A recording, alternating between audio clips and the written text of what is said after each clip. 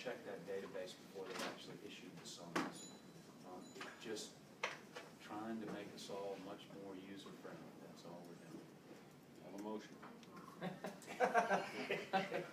Perhaps we may ought to hear from the audience, but I don't know what your motion is. But, is there any questions of the, yeah, go ahead, Mr. Chairman, and Senator Stewart, I asked, I wanted to ask some questions. I do have a former constituent who was the victim of a boating accident.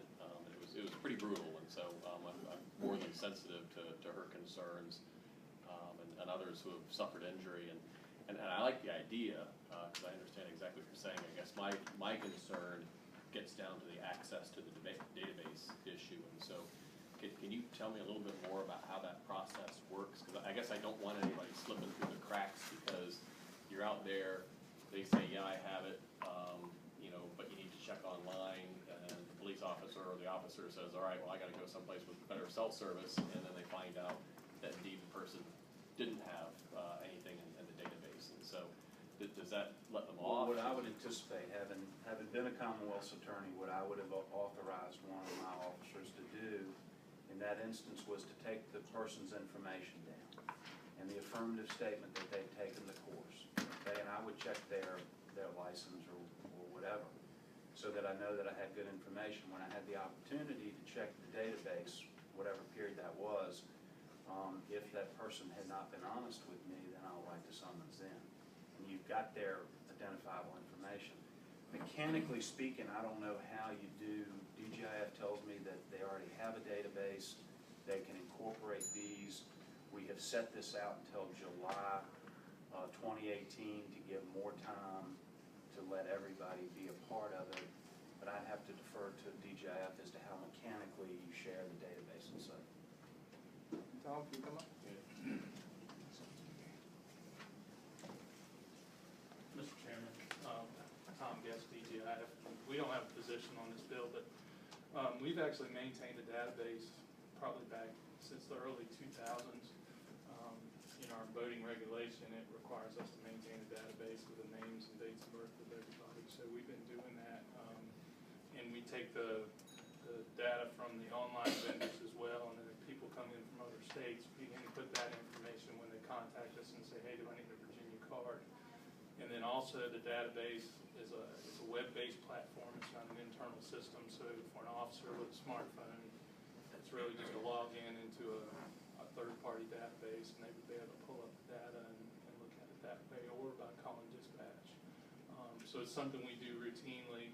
Something we do administratively already is if somebody calls in and they fall under one of the exemptions and they want a card, we enter their information as an exempt person, but they meet the requirement, and we'll issue them a card. So there's an option for that as well. Doug, We'll follow up then. Mechanically speaking, you feel pretty sure that somebody's not going to be able to take advantage of that system, and you're going to be able to administer it in a way that doesn't penalize people who do the right thing, and then let folks who are just trying to skirt the system off the hook. Mr. Chairman, there's already I guess a process. The law and the regulation are kind of written for education rather than compliance. So it's a $100 civil penalty.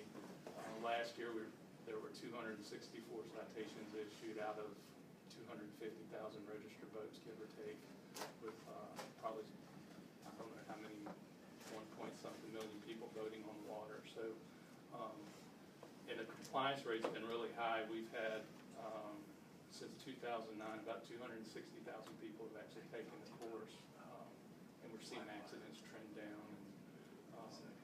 So most people are compliant. There's always going to be somebody that tries to skirt the system, of course, but I don't think accessing the database electronically, they can also carry a picture of their card on their phone if they want to, rather than include that in your test. So I would imagine there's going to be a very small number that slip through the cracks, but the officer would be able to follow up and double check that once he gets back to land if he doesn't have connectivity. Mr. Chairman, just one follow-up question. So let's say somebody does woefully state that they're in the database, they wind up not being in the database. Is there any enhanced penalties for somebody to discourage that kind of behavior? Mr. Chairman, by the law right now, it's only a $100 civil penalty, so that's really the only recourse enforcement officer has would be to actually issue I guess, an after-the-fact summons for $100, working with the Commonwealth attorney. Okay, thank you.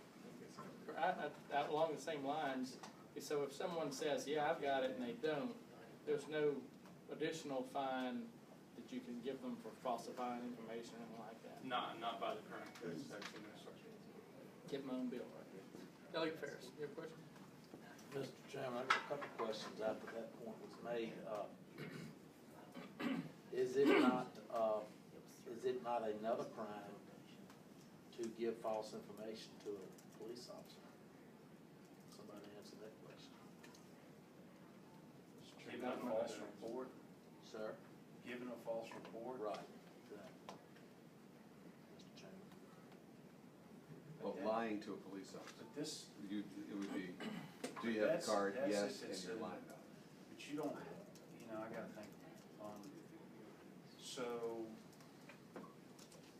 it's in the criminal offense start with, this is a civil penalty for you taking.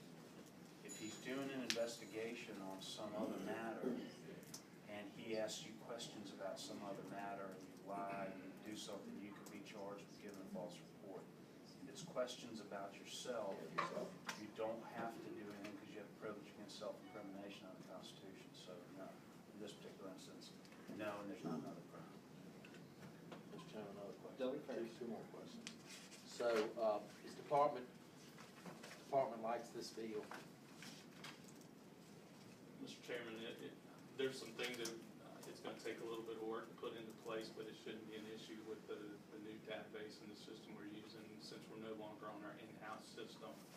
And law enforcement is getting, they're in the process of procuring smartphones and that type of thing. Final question. Delegate Ferris? So is it true that Senator Stewart is a friend of the Department of Game and Fisheries? Mr. Chairman, I would say he is. But I'm an outspoken opponent of this damn safe photo course that I'll always take. Okay. Just wanted to make sure. Anyone else have any questions of the patrons? Delegate Bullock. If I could, for Senator Stewart, and I'd like to give people the benefit of the doubt that this would be a nice way to keep you from having to get a soggy piece of paper, in your shorts, that's gonna ultimately go through the washer machine anyways. If it winds up that we do end up having problems with compliance and enforcement, would you be open to the idea of an enhanced civil penalty if somebody willfully said that they were in that database and they're not? Delegate basically Bull, lie. as much as I want you to vote for this, I, in good conscience, I couldn't support an enhanced penalty on this anyway, because I think, I truly believe that people who need this will take it. But there are a lot of us who grew up on boats, and I believe in personal responsibility. There are all kinds of holes in this thing. If I'm from out of state, or if I rent boats, I can come in and a guy can give me a checklist like this and go 1, 2, 3, 4. All of a sudden, I'm licensed in Virginia to drive a boat because he's renting me one. I couldn't support an increase. I'm sorry. I appreciate that. No, I couldn't do it. And I'd love for you to vote for this, but I can't. Couldn't do that. Anyone in the audience like to speak in favor of the bill? Anyone opposed? Mr. Chairman, Delegate Ware. as an unreconstructed naysayer on the underlying legislation, this minimally improves its, diminishes its intrusiveness and achieves, I think, the purpose of those who would like to do it. And for those reasons, I commend the Senator and I move that we recommend report the bill. A motion to report? Second? Second. Second. Any discussion? All those in favor here signify by saying aye. Aye. Opposed, no. Hold out until committee, and then I'm gonna think about it really hard. So you're one no? I'm one no, temporarily, yeah. Where do you vote, Delegate Bull? All right, next bill, Senator Stewart has 1224. Mr. Chairman, members of the committee, Senate Bill 1224 would give a private landowner immunity from suits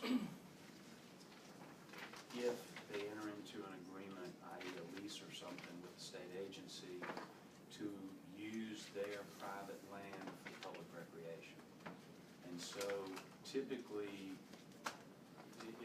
if I want to give DCR or DGIF a piece of my property and say, you all can use this for public recreation, and I want to be immune from that, you would typically think that that would fall under the Tort Claims Act for the state.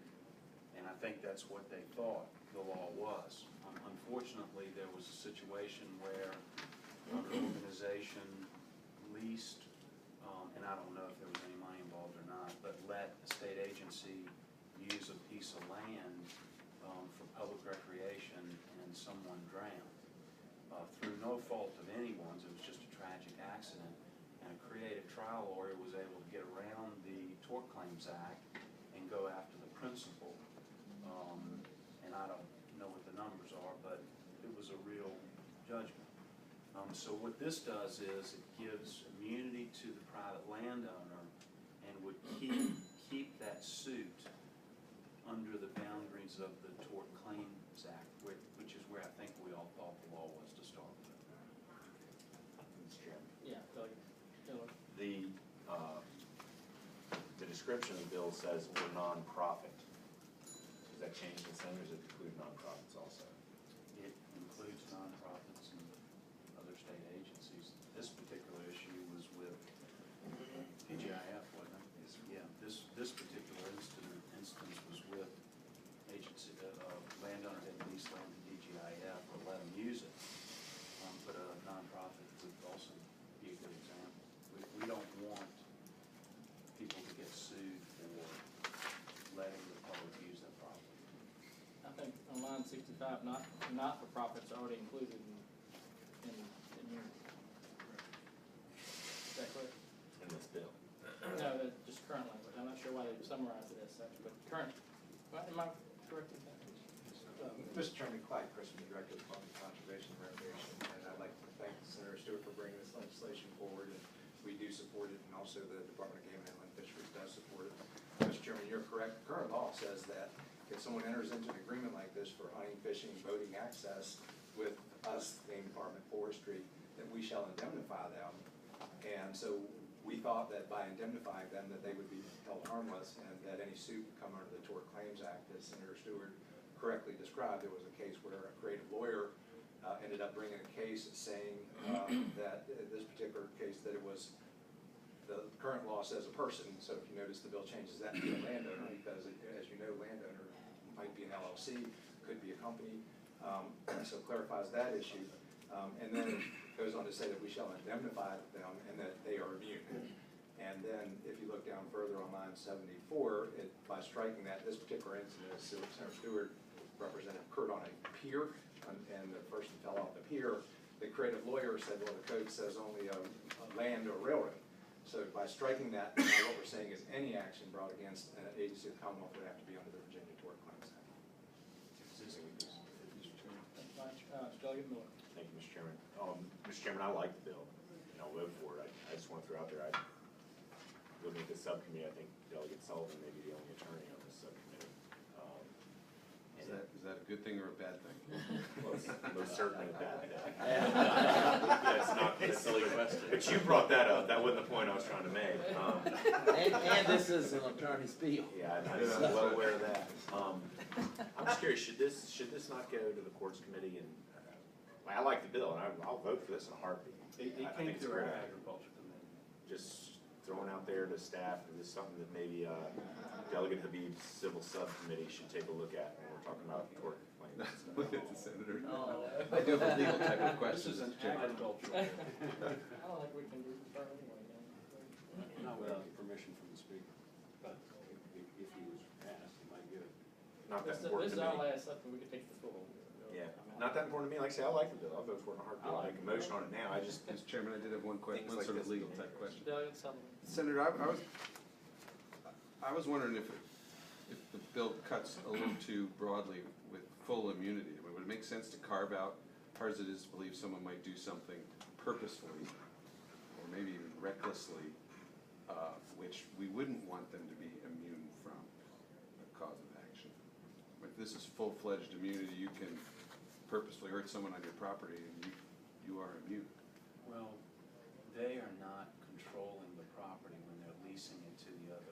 state agency of a not-for-profit for use. So this is a situation where the landowner still owns the property. They are conveying it by lease or agreement to someone else, and they're really not in custody of it for purposes of the public recreation. So I understand what you're saying.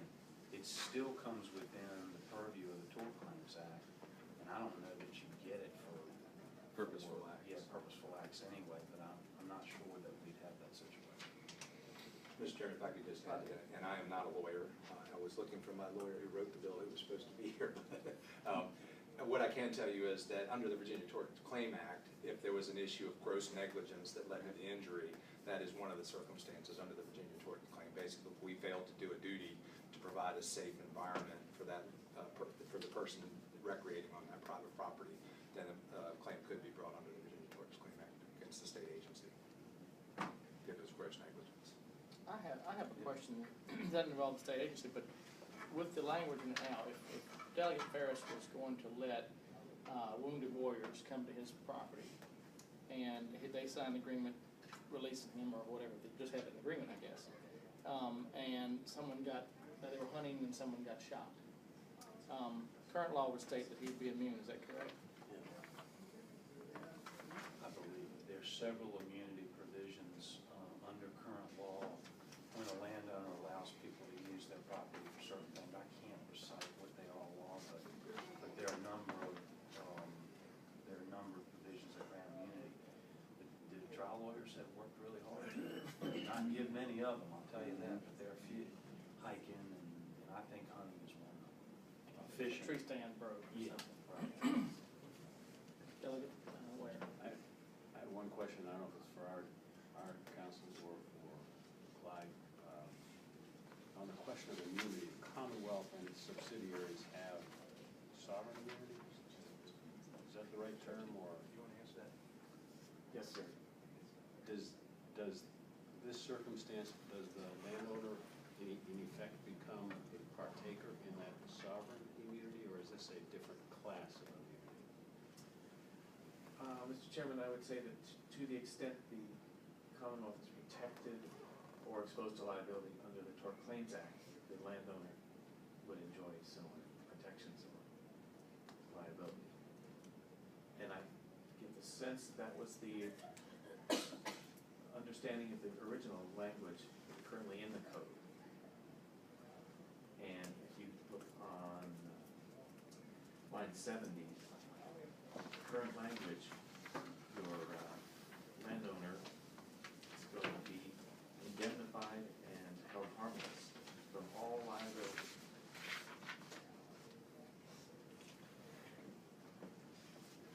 I'm sorry, where is that coming? Where? Line 70 of the bill, of course, the current language doesn't use the word landowner, it uses the word person, but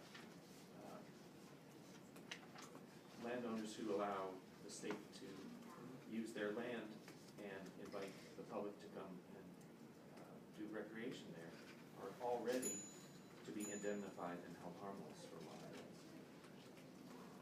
So if I wanted to lease my property out to the county or state park, I could do so, and I would have the same immunity as the county would have. I don't know. That's not quite right. Mr. Chairman, I would just draw your attention to on line 69, though, where it says for such purpose. So in other words, it could give you a sovereign immunity for anything that happened on your land. It would only be those activities directly related to you allowing public access. On that property. Yes, sir. That's That's the whole point. Yeah, I think that's Move what to this recommend is. reporting, Mr. Chairman. Second. Motion for, second discussion. All those in favor say aye. Aye. Opposed, no. I'm gonna vote no, but I wanna think through this immunity issue. Thank you, Saul. Thank you. Let's see. Children Service. Children Service. Senator Service. Did you? Sorry about that. Oh, wait, can I change my vote? He's still a junior senator, isn't he? I guess, I'll let you address that one. 906. 906 about snakeheads.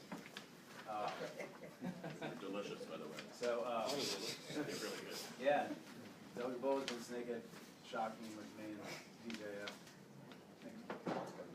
trying to get Miller to go, but he hasn't made time. So, the snakehead invasion started in Virginia, in my old delegacy, right outside of Mount Vernon, back in 2004. Snakeheads are this fish from Asia, and the biggest one caught, I think, has been 14 pounds. They don't walk on land. They can survive on land, though. They can breathe air. They can live for about a day. But initially, there was a lot of concern about what they were going to do to the ecosystem when they showed up. There was some concern that they were going to eat everything in sight, but they've turned out to, so far, haven't been destructive of the ecosystem. They seem to come into balance within Chesapeake Bay. Problem is that they're really fun to go after. People like to bow on them. They like to. They're different. If you try to fish for them, you have to catch them in a different way with different lures, different places, because of where they like to hide. And some people have started to try to move them around within the state to rivers and ponds where they don't currently exist, and that's a real problem because if you think of the Potomac River as an ecosystem or a place where there's lots of fish, it's kind of like I-95. Whereas if you take one of these fish and you put it in a small river or stream in the middle of the state, it could be like putting it in the middle of a cul-de-sac. And these fish could have a much more destructive impact if they're put in a much smaller ecosystem than they are right now. And so DJIF has had a couple people move them to, they had somebody move one to Ruffins Pond, which is right off the Occoquan and Virginia Soccerplex. I don't know if you know where that is, in Spotsylvania. They had to prosecute somebody for doing that. There's another one they found in Lake Brittle in Fauquier County. The big concern is that they get further west, they get into like the New River, they get into the Roanoke, or they get into Mountain Lake, or they get into the Shenandoah. Right now, they think they might have gotten over the Great Falls. They're not sure yet. They might have gone around the canal, Sino Canal. And so they think that in order to properly deter people from moving these fish within the state, that it ought to be a Class 1 misdemeanor to move them within the state. Right now, it's just a finable offense, but you can't get any jail time for it. And you can get jail, however, if you bring the fish from Maryland and put it in Virginia. But if you move it within Virginia, it's not a Class 1 misdemeanor. DJIF just thinks that it needs to be to properly incentivize people not to bring these things in and destroy some pretty well-functioning, sports fishing ecosystems that we need to have this incentive. And then they asked me to introduce this bill. That's basically what it does. Thank you. Scott, anybody have any questions for Scott? Anybody in the audience in favor or opposed? DJIF bill. Billy Miller? Second. Motion report and discussion, and a second. Any discussion? All those in favor say aye. Aye. Opposed, no. Carries, thank you. Thanks. It's like to say, some of this thinking might have snuck out of the Alexandria combined sewer. This is gonna be our last. That's it? This is it. This is it. So. Good job, Mr. Chairman.